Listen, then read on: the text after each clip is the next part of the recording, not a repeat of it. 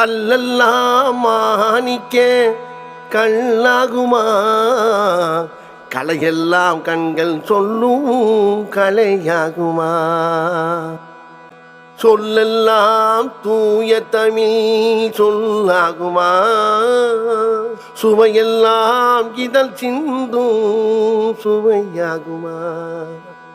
கன்னி தமிழ் தந்ததொரு திருவாசகம் கல்லை கனியாக்கும் தன் வாசகம். உண்டென்று சொல்வதுந்தன் கண்ணல்லவா, பண்ணே கண்ணல்லவா,